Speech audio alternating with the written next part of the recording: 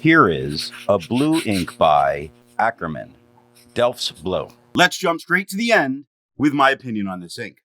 The paper I'm using here is a Maruman Mnemosyne Notebook.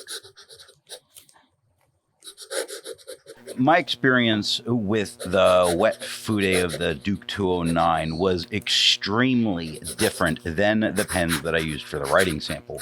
So at the end where I talk about the pen and nib, that's gonna matter a whole bunch. There is some tone variation by pen from the very wet blue, or very wet and very blue that we get now. But unfortunately, the blue we see in the writing samples falls quite a bit short. It can shade a little, and not at all a standout feature of this ink, as you can see here with a wet pen.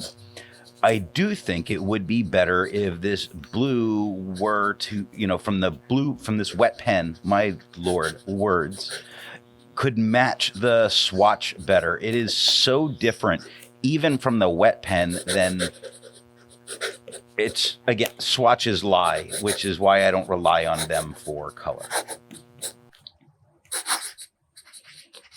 The pen for today is a Duke 209. All of the writing samples are done with a Retro 51 P51 with an extra fine nib, a Retro 51 Corsair with a medium nib, a Retro 51 Lincoln with a 1.1 stub. Now that we know my opinion on this ink, let's see how I got there looking at the first writing sample done on Clairfontaine. Looking at the extra fine nib, it's important to go ahead and point out it's going to be very light all the time. All of these pens are rather dry to write, so it is much lighter. We get no feathering and we get no spread, and really there's no shading. There's no reason to it. We see spots, yes, that are a tiny bit darker. If you look at reason on the second line, the RE is slightly different than the ason at the end, and the first word was much darker, and that's because the pen got to sit for a couple days before I used to write it. So I don't really look at that. When I look on the third line, all starts lighter and does get darker at the second L, where the same thing happens with the starting light and getting darker, but even its darker tone is far too light for me.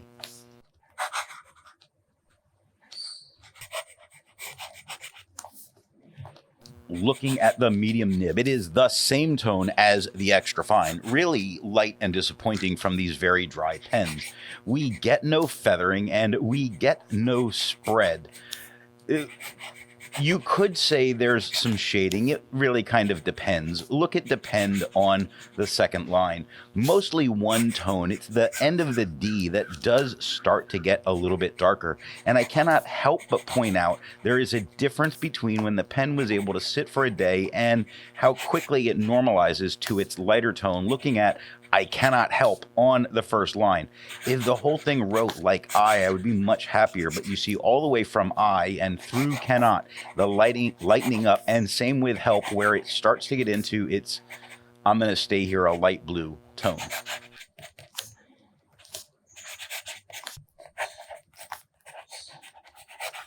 Looking at the stub nib, it is the same tone as the medium. It has no feathering. It has no spread. It has a little bit of shading that shows up. Nice cool shade like in the forest. Look at forest on the first line, and you see that the FO is a little bit darker than the RES, which is very light and hard to read.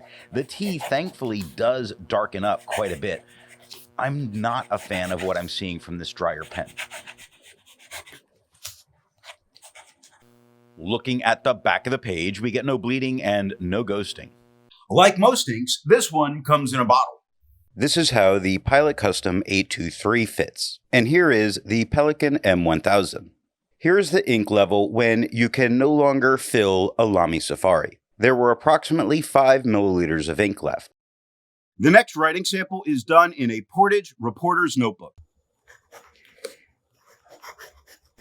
Looking at the extra fine nib, it is the same tone as the Clairfontaine. Unfortunately, I was really hoping it was going to darken up a little bit here. It didn't. There's no feathering and there is no spread. And if ever you can find some shading, it's not going to be a lot with this. If you look at if ever you on the second line, you see that most of if is lighter, but the bottom of the F does get darker again.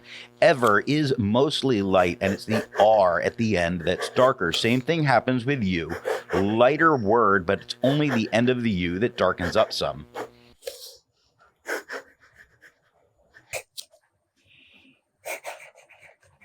Looking at the medium nib, it is darker than it was with the extra fine, a little bit darker than it was on the Clairfontaine. We get no feathering and we get no spread. We do get little sweepings of some shading that are going to occur. Look at sweepings on the second line, and you see that it's mostly lighter. The P does darken up a little bit. It lightens up out of that until you get to the GS at the end, where it gets just a tad bit darker.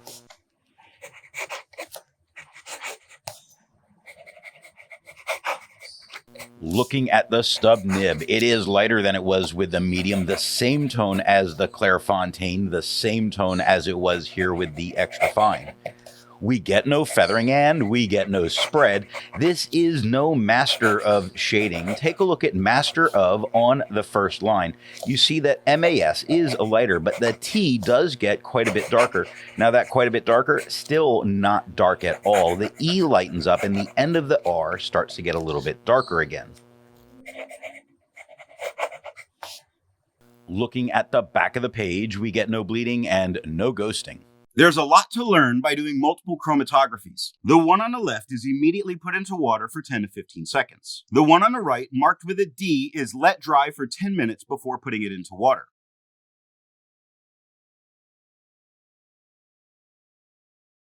The next writing sample is done on a national brand Steno notebook.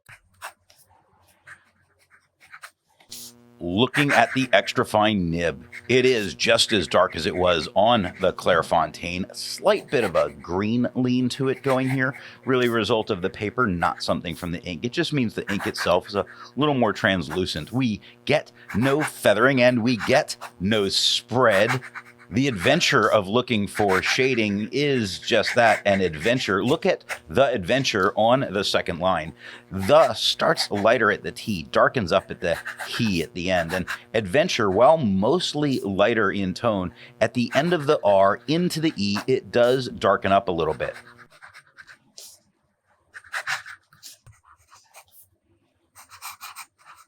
Looking at the medium nib, it is darker than it was with the extra fine, little bit darker than on the Clairfontaine, still being a little bit green leaning as a result of the paper. We get no feathering and we get no spread. We do mark the perils of some shading here. Not really perils, but if you look at perils on the first line, you can see that the P is a nice midtone. The ERI lighten up a bit. The LS quite a bit darker. I think the shading that's actually being shown here is some of the nicer shading we get with this ink.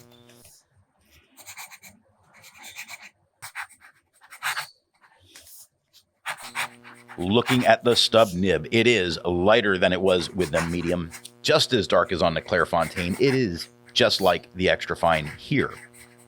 No feathering, no spread. You do get to see little bits of shading really come through, like the sun poking midday out in the clouds. Look at midday on the first line. That first D is quite a bit darker in its downstroke, lightening up into the second D. Now, the downstroke of the second D doesn't get as dark as the first one, but it does darken up a little bit. Bjorn on the second line starts as a tiny bit darker. In the E to O, it starts lightening up, and then it just really becomes too light to really deal with from this pen. Looking at the back of the page, we get no bleeding and no ghosting. Resistance tests are done to see how this ink can be expected to perform on the page, and more importantly, how hard it may be to clean from your pen. The smear is allowed to dry for 3 days before testing it. The highlighter is on the top left. Pen flush is on the top right. 1/3 bleach solution is on the bottom left. And water is on the bottom right. The next writing sample is done in a Rhodia notebook. Looking at the extra fine nib, it is just a little bit lighter than it was on the Clairfontaine. We get no feathering and we get no spread. We do get a little bit more shading showing through than on the Clairfontaine. Look at through on the second line. The T is very light and it's the hump of the H that gets quite a bit darker. It lightens up until the top of the R, but then it lightens through the rest of the word, and that's pretty much it. And mostly what we see is lighter tones with little spots of slightly darker tones. I do think the vertical lines of this paper really expose the weakness of using this on a quad rule from a dry pen.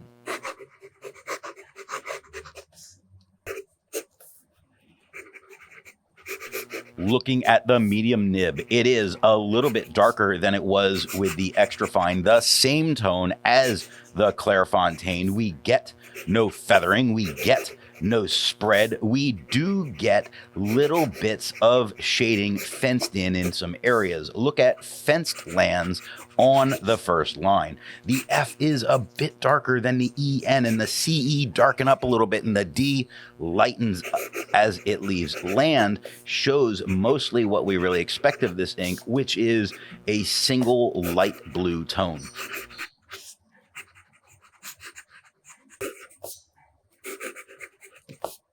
Looking at the stub nib, it is lighter than it was with the medium. Same tone as the Clairfontaine, same tone as the extra fine on this paper. No feathering, no spread, light peppering of shading throughout. Once again, really showing how from these dry pens, and I do need to keep repeating that because of the experience with the wet pen, from these dry pens, the experience is just underwhelming, and the vertical lines really expose an unpleasant side to this ink. Looking at the back of the page, we get no bleeding and no ghosting. With over 1,000 inks reviewed, let's take a look at some color comparables. Here is Akkerman, their #1 Passage Blue. Here is Akkerman, their #9 Indigo Blue. Here is Akkerman Dutch Masters #1. Here is Akkerman Dutch Masters #5. The next writing sample is done in a composition lab notebook. Looking at the extra fine nib, it is just a tad bit lighter than it was on the Clairfontaine. We get no feathering and we get no spread. We still get an ink that's difficult to read, the vertical lines really making it very difficult. There's no great amount of shading. I think some of the most you see is on the word great in the second line, where it starts as a lighter tone and it stays that way until the downstroke of the T at the end. You know, and Akkerman has so many great inks. For them to fall so short on this, it hurts. But these are from dry pens, and I have to remind myself, and I do have to keep saying it.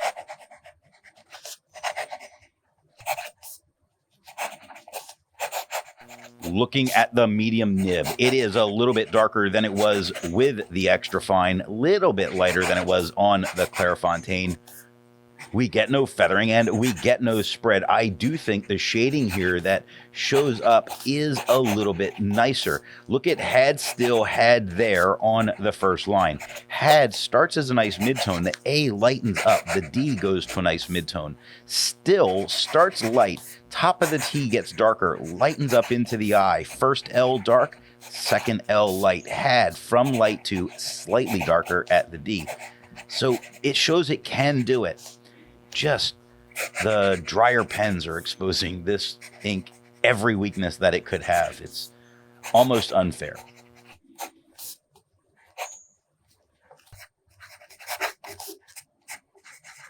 Looking at the stub nib, it is the same tone as the extra fine on this paper. A little bit lighter than it was with the medium, a little bit lighter than it was on the Clairfontaine. We get no feathering. We get no spread. While we're looking for shading, we can look at while on the second line, where the WHI are very light, the L darkens up quite a bit, and the E works its way lighter through the entire letter. Such a short letter to show so much loss of tone. Looking at the back of the page, we get no bleeding and no ghosting.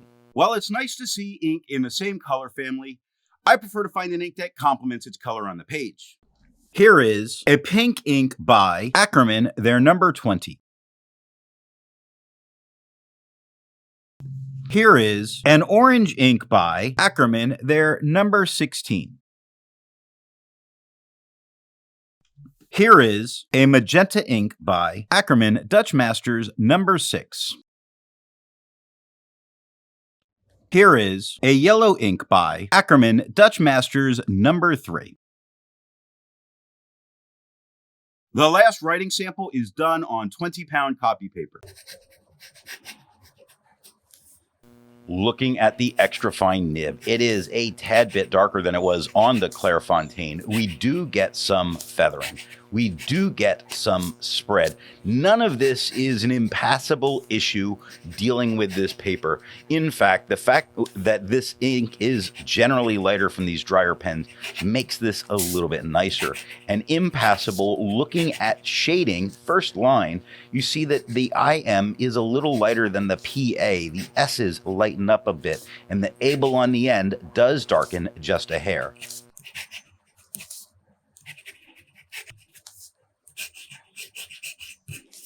Looking at the medium nib, it is darker than it was with the extra fine, a little bit darker than it was on the Clairfontaine. We get feathering, we get spread, we get the lonely left out bits of shading that do show up, but very little.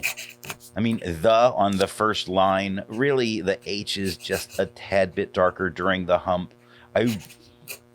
I'm going to stop there because, man, I want to tear this apart, and I don't think I'm being fair with this pen.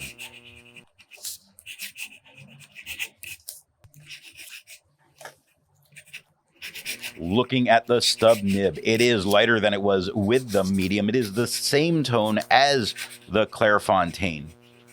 We get no feathering. No.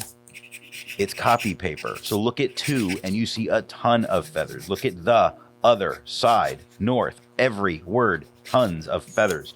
It also spreads, but not in a way that stops you from being able to use it. So for everything bad about the way it's performing, it's not doing bad on this paper. It just comes across as a very light faded blue.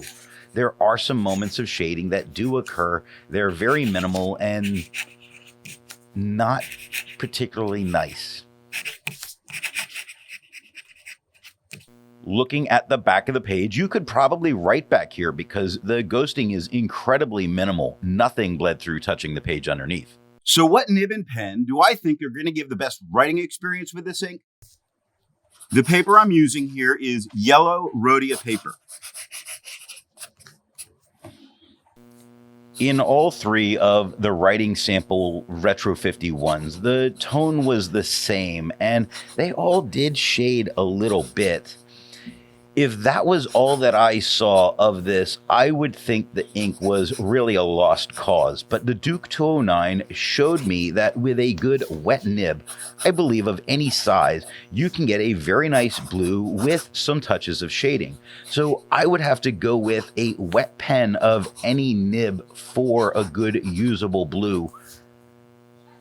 But if you use a dry pen, you are setting yourself up for some disappointment.